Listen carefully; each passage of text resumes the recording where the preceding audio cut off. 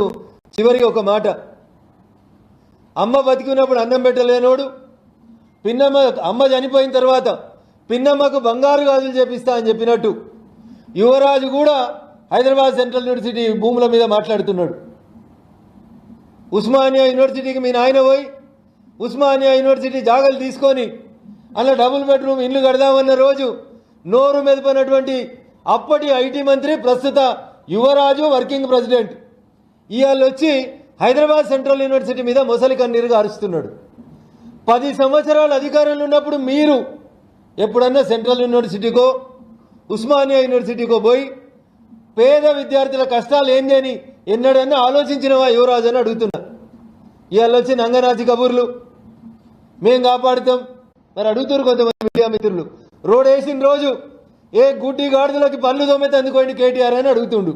దానికి సమాధానం చెప్పాలి ఇవాళ కేటీఆర్ గారు. అందుకనే